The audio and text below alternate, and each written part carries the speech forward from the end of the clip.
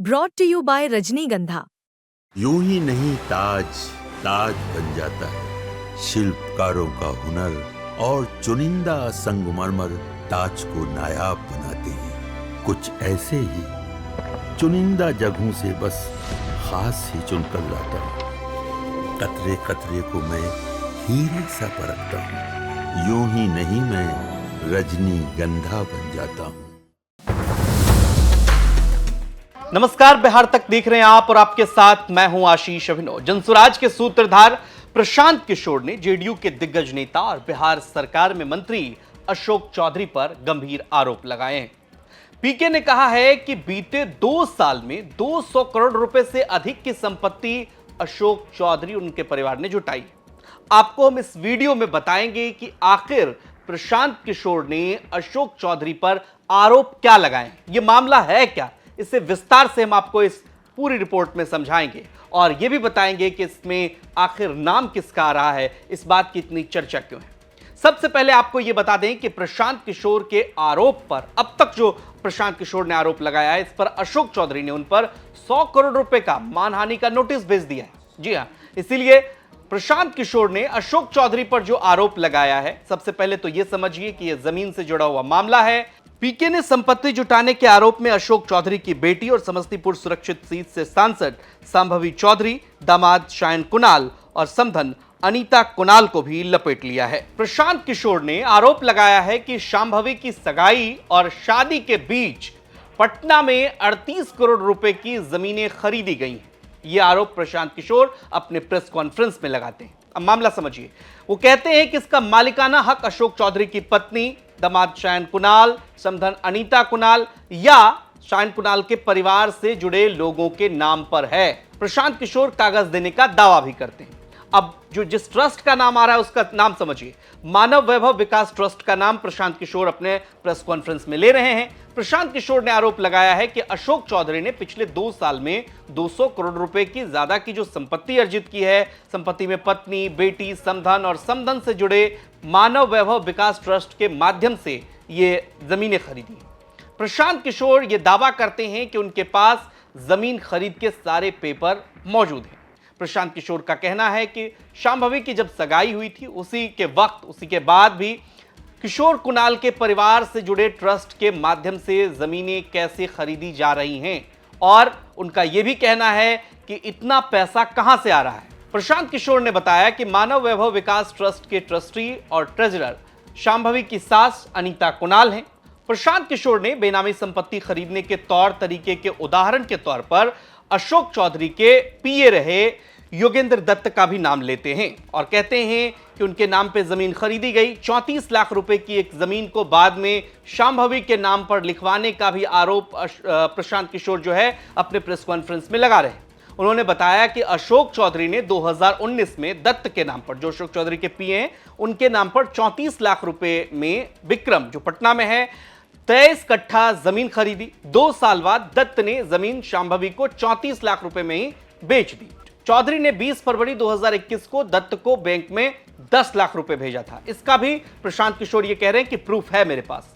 प्रशांत ने यह दावा किया कि जब आयकर विभाग ने नोटिस भेजा और पूछा कि 34 लाख की संपत्ति में 10 लाख का लेन देन दिख रहा है, बाकी 24 लाख का भुगतान कहां है, तब जाकर अशोक चौधरी ने 4 साल बाद, जैसा कि प्रशांत दावा कर रहे हैं, 27 अप्रैल 2025 को 24 लाख रुपए योगेंद्र दत्त को भेजते।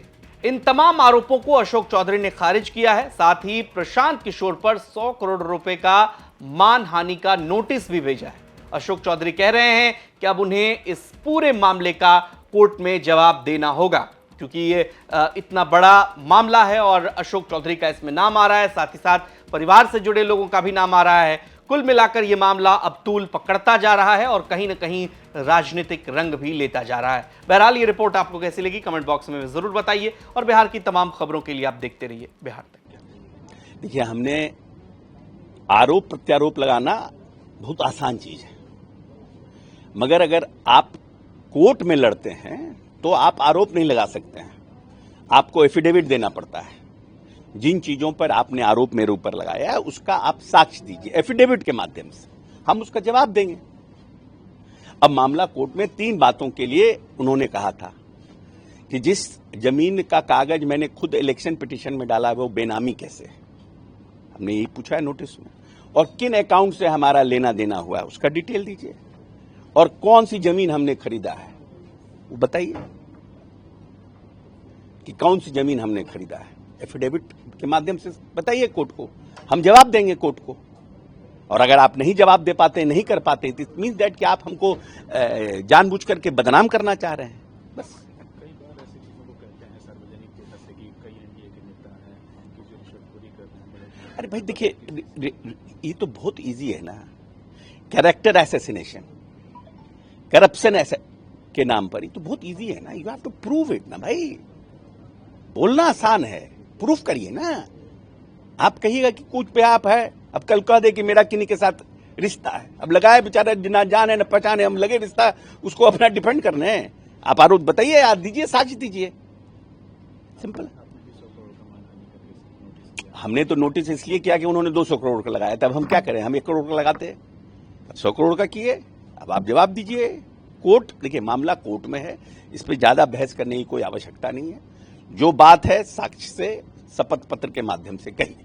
सीडब्ल्यूसी की मीटिंग हो रही है, कांग्रेस के नेता कह रहे हैं कि बदलाव बिहार मांग रहा है, जो कि बदलाव इस बार मिलेगा आने वाले चुनाव में। ये कहीं कांग्रेस स्टैंड नहीं कर। देखिए हम बार बार कह रहे हैं कि जितना सीरियस राहुल गांधी हैं, अगर राहुल गांधी जी इतना सीरियस और पहले हो जाते तो परिस्थिति अलग होती, लेकिन अब परिस्थितियां उनके कंट्रोल में आने के लिए, भले आने वाले चुनाव में 5 साल के बाद के चुनाव में इसी तरह से सीरियस रहेंगे तो, लेकिन जब तक आरजेडी के साथ रहेंगे कुछ नहीं हो सकता। इस तरीके से कह रहे हैं तमाम नेता कि वोट चोरी का जो मुद्दा उठाया, कहीं वोट चोरी, कोई वोट चोरी का कहीं कोई है नहीं, कहीं स्टैंड नहीं कर रहा जमीन पर। ये मुद्दा चल नहीं रहा है। एक आदमी है जो वोट चोरी का है और एक आदमी है जो भ्रष्टाचार, दोनों निराधार। सीडब्ल्यूसी को भी और एक सीएम फेस को लेकर के जो लगातार उन लोगों से सवाल किए जा रहे हैं कि आप लोग सीएम फेस को क्यों नहीं बता रहे हैं। ये उनका अपना मामला है, उस पर हम लोग क्यों बहस करेंगे। Let them decide, we are not, हमको क्या मतलब इससे।